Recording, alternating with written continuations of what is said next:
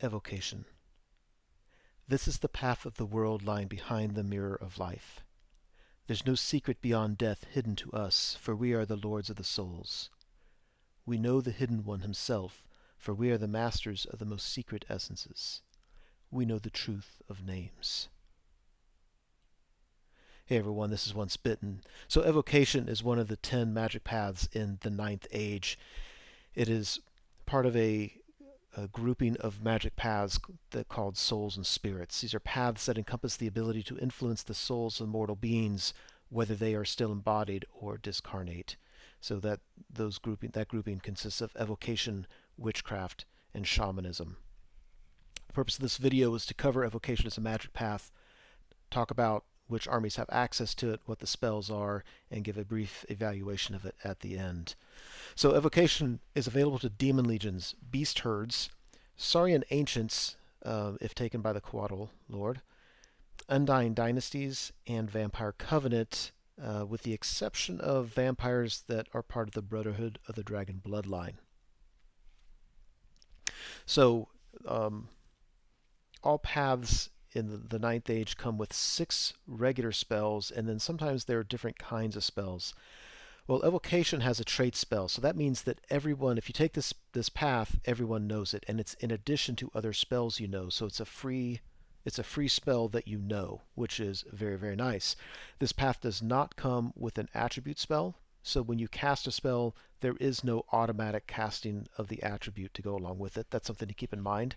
And there's no level 0 spell, meaning that when you're rolling to randomize which spells you get, there is no spell that you know that you can automatically always trade down to. So, important things to keep in mind. The trait spell that everyone knows is unique in that it has 2 effects depending on whether or not the target of the spell has an evoked values. Evoked basically means you're able to heal or regrow wounds on it, which usually means it's undead. So for real low casting value of 5, you can cast it on a target within 18 inches. For a pretty decently low casting value of 8, all units within 6 inches can be healed in this way. Keep in mind that characters and models with towering presence can never raise more than 2 wounds from the spell in a single magic phase. But also keep in mind that because this is a trait spell, you can have multiple casters taking the spell and therefore attempt the spell multiple times and potentially even cast it multiple times. So if you have a unit of, let's say, elite skeleton infantry, you can heal them up rather nice. You have the potential to heal them up rather nicely in a magic phase. If you're taking an army or otherwise have a target that does not have an evoked value, instead you can give it fear and immune to psychology, which I don't think is nearly as good, but fear is nothing to sneeze at as it automatically lowers your opponent's leadership when you're in close combat by -1. Spell number 1, Spectral Blades. For a real low casting value of 5, you can pick a unit within 18 inches and give it Lethal Strike. If it already has Lethal Strike, then you can allow it to, this says retools to wound. You can allow it to re-roll rolls to wound.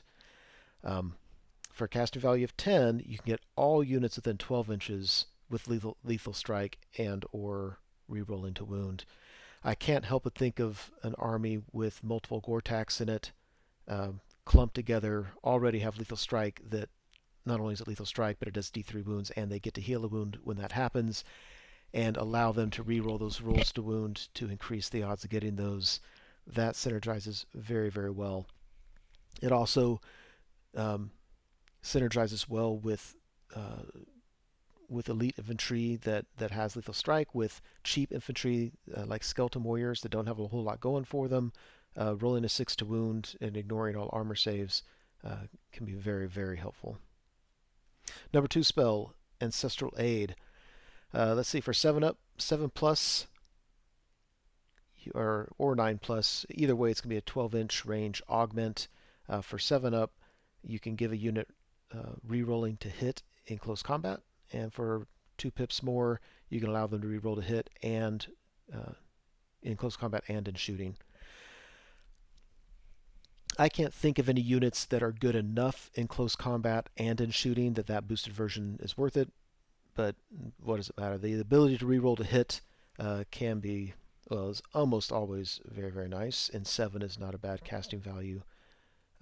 12-inch range isn't wonderful. You have to keep your units close together for that to be of much help.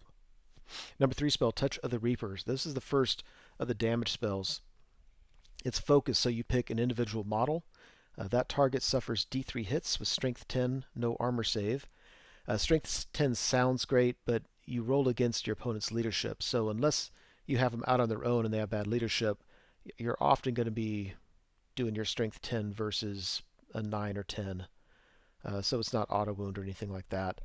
Nevertheless, the range is very short for only 7 up. You can cast this if you're really close to your opponent at 12 inches.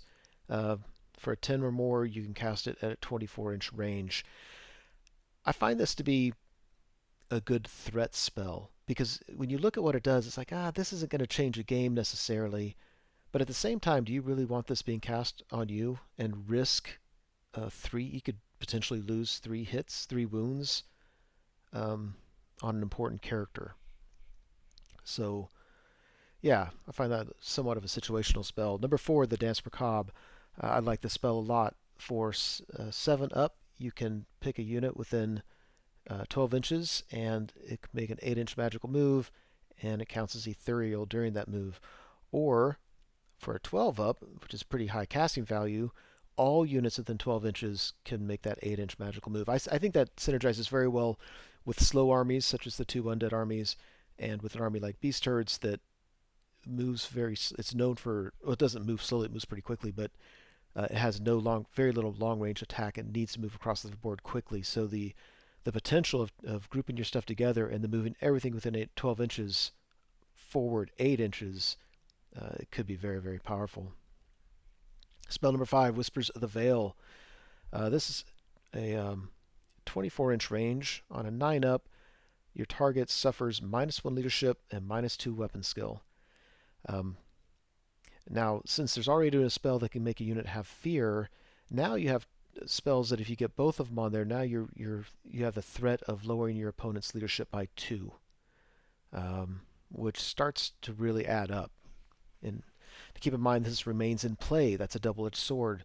It means that on the upside, your opponent has to use dice during his or her own magic phase, or during your magic phase, in order to get rid of it, or they have to let it stay there all game. The downside is one thing they could do is just let it go during your turn, and then during their turn can get rid of it. So the 6th spell is Hasten the Hour for a whopping 14 plus. That is a really high casting value. Only a 12-inch range. You can make every character and champion in a unit suffer a hit that automatically wounds, no saves, period. Boom, they just take a wound. For any single wound champion, they're automatically dead. And then characters, do you really want all characters in that unit taking a hit? Well, if it's a lot of 2 wound characters, that gets really dicey, especially since you have another spell that may have already taken a wound or 2 or 3 off of characters. So this, I think, has some threat to it, but at a 14 plus and only 12-inch range, I would trade it out if I could in most situations, but with this path you can't trade it out unless you can roll doubles, you can get rid of, you can choose the other spell, but if you roll it, you have to take the spell.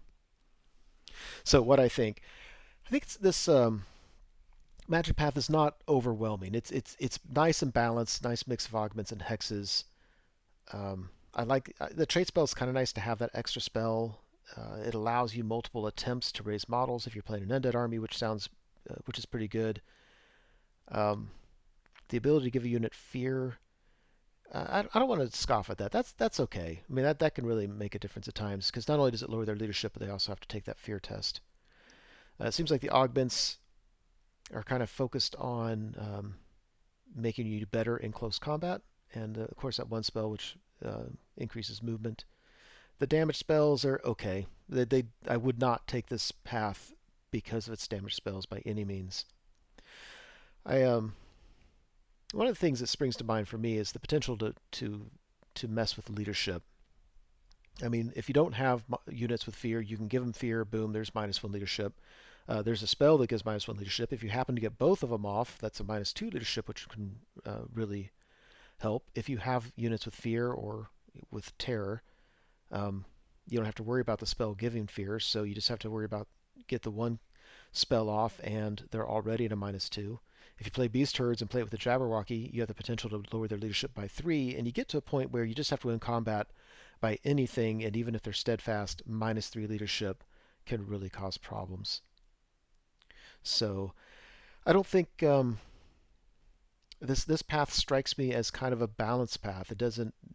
I'm not sure it does any one thing superbly well, but it does give you a mixed bag of tricks that can help you in a wide variety of situations.